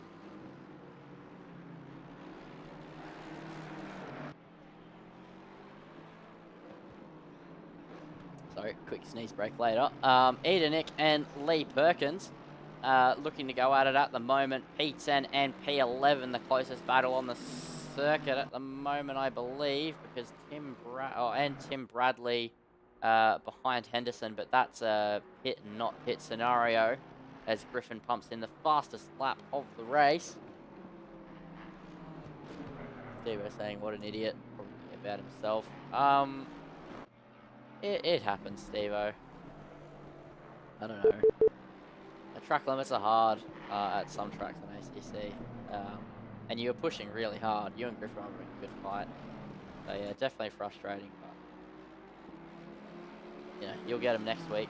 As now Perkins and Edenick into the final 2 corners. They're going to go wheel to wheel. Perkins trying the outside line now on the Mercedes. Now he cuts back, gets a good exit, focuses on the exit speed, and now a little bit tighter there, sliding the BMW out of the corner. That should give the Mercedes the leg up run-wise, and he might be able to hold on into turn 1. That's a reasonable gap that he's got right there, and Griffin's coming up to lap them, so they'll see the blue flags in probably half a lap's time, maybe maybe a lap's time. And Edenick lives to fight another day as Steve-O is going to come out of the pit lane in P8 here. As there goes Longy, blue flag lapping him. That's a gut punch and a half. A car that he was so far ahead of, and he was fighting for the win with this man here. Now he comes out in 8th position. No, not 8th position, 12th position. That's brutal. That is a big loss there for Stephen Rees. And, yeah, he'll feel that one in the championship as well. Yeah, that's a big championship influence. Griffin obviously missed one round, as Maddie was saying in the chat earlier, and then Tash goes, oh, I don't know. I've seen Steve-O bottling before when he's drunk, and then he gets a drive-through. Oh, the chat curse is unbelievable. That's a lot of points made up as well there for Justin Griffin. We'll be close to the championship. Yeah, that's really interesting. I'm not sure how this all stacks up, so let's see. There's Fargone Discord. Did challenge info results.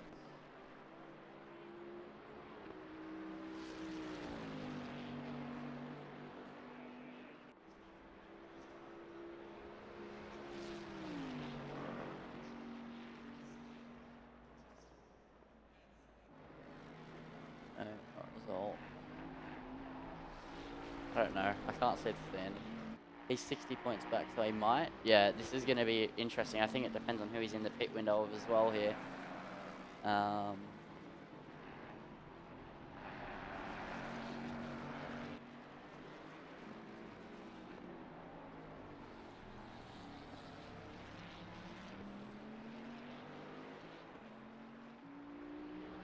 Oh yeah, the results do show the championship. Shows the result of the round and then the drivers' championship. So Stevo 8:14. Matty, you're on 8:07, but you're not. Longy 7:51. Yeah, he's 63 points back.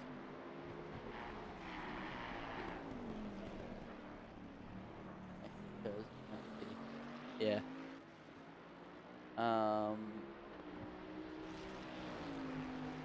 The point system. I feel like I should know the point system more. I'm really terrible when it comes to knowing a point system. Like, if there's two things I need to improve on that I've really noticed recently. I need to stop saying I always go oh, and he's gonna go down the inside, and I need to stop doing that.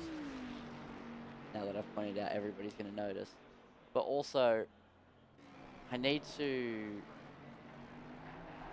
remember to actually care about the standing. I always just look at the race at face value. I always forget about the championship. And there's the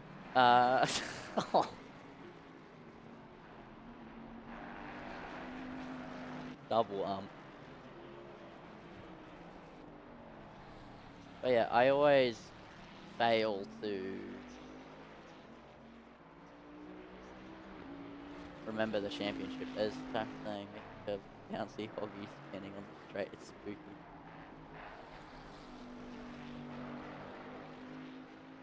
2-1 last season? That's a great question. I think it was, yeah, Stevo's rocking the number 1. It's Stevo. Yeah, for sure Stevo won last season. He's got number 1. If it works how I think it works.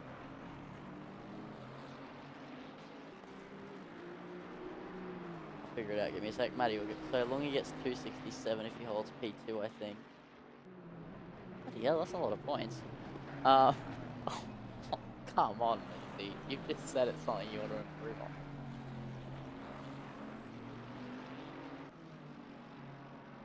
Guys, give me a word to use instead of Like, even if it just sounds completely ridiculous, give me a word that's not so I don't say As long as you want any season yet. Not a season yet. That would be hype for him. I'm not sure. You'd have to ask Maddie, because I'm not sure. So? Use so? I always use so in tandem with I go so We'll see. I'll try so. We'll try so. We're gonna try and we're gonna try and fix my issues in the final 5 minutes. No, it's gonna take a while for me to not say because it's just habit. I say all the time in daily life, and then it comes over into commentary, so it's a bit annoying. And I genuinely had not noticed that I did it until I watched back Interclub, because I was watching back Interclub because I was trying to find a decent clip for me to put on.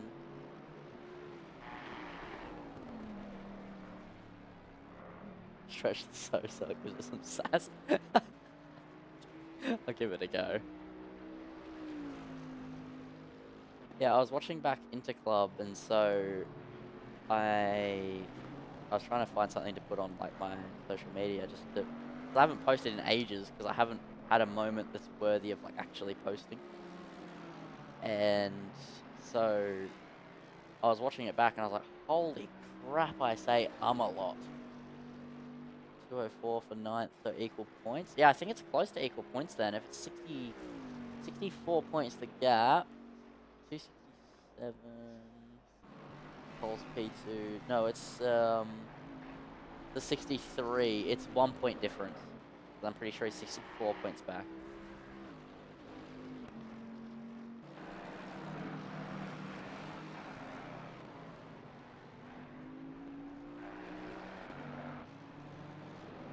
If I'm not mistaken, I think he's 64. It'll be 1 or 2 points. This will be close, championship-wise.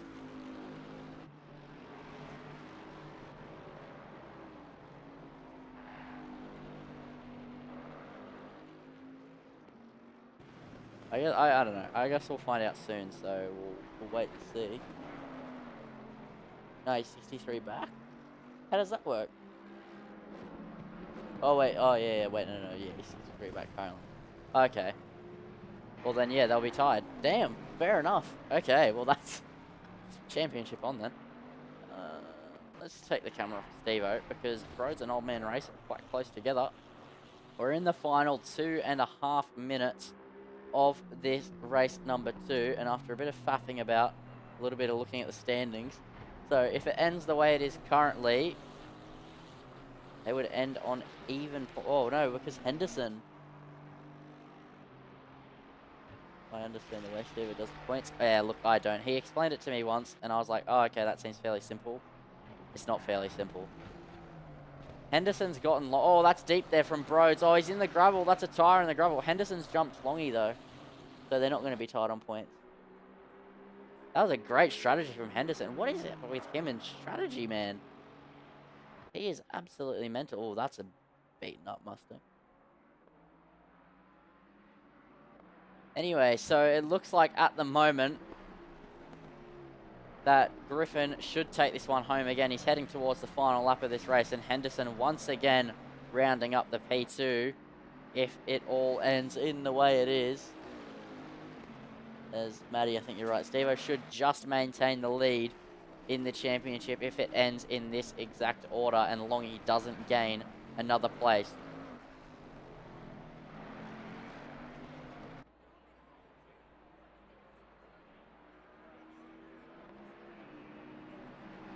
So as we head on to the final lap here of round number 4 of season 21. It's Griffin once again leading the way from Henderson. And what a night it's been for Griffin. And it's becoming a theme of the season. Somebody wins all the races in one night. So, last time round, Maddie won all 3 and got pole. Now, whilst Griffin didn't get pole here in Imola, he has driven an absolute masterclass. He took advantage of an incident in race 1 and drove away for the win. And for the second race in a row, Steve-O had a bit of misfortune, making his own mistakes though, and getting a track limit drive-through penalty, which has cost him dearly here in the championship.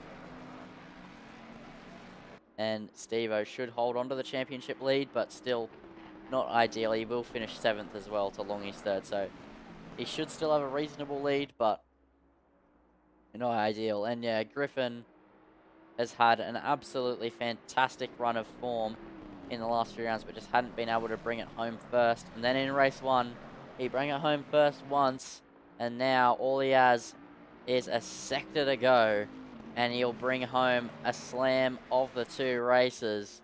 So Justin Griffin rounding the penultimate corner, and now Griffin rounding the final corner here in Imola, in the Bentley Continental.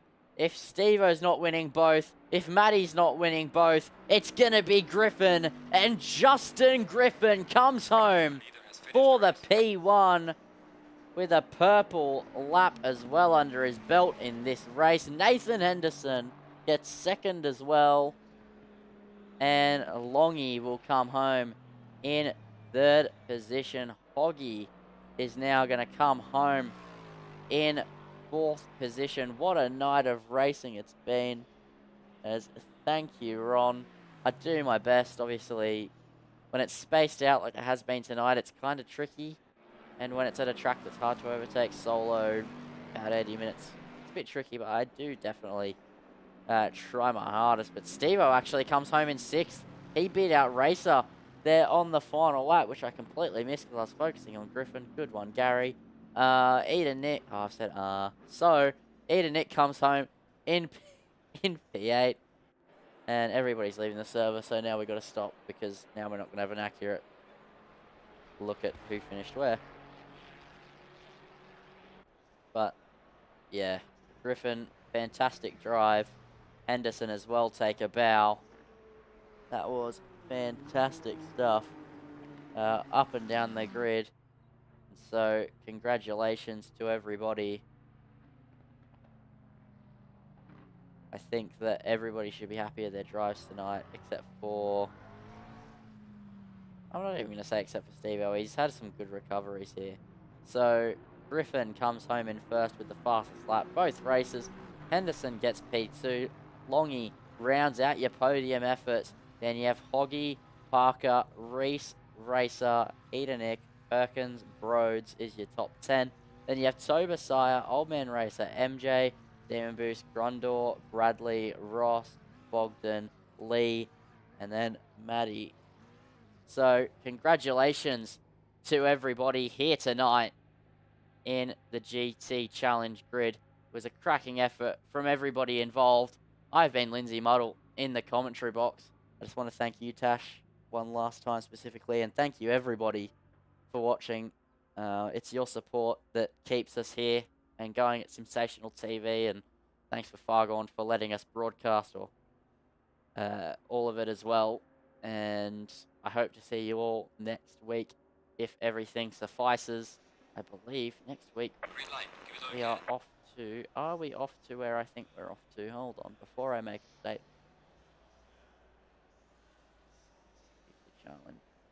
Calendar. No, we're not off to where I thought we were off to. We're off to the Red Bull Ring for an endurance round with a 25% chance of rain. It's going to be a 90-minute race. So I'll see you all next week. Thank you. Should do winner interviews in the future.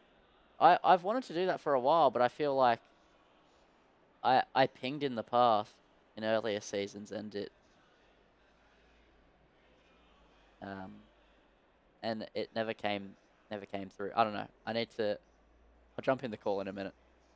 But yeah, congrats to everybody who raced tonight, and thank you all for watching. But for now, that is going to be it. I've been Lindsay Model. I hope you enjoyed. See you next week at the Red Bull Ring for an Enduro.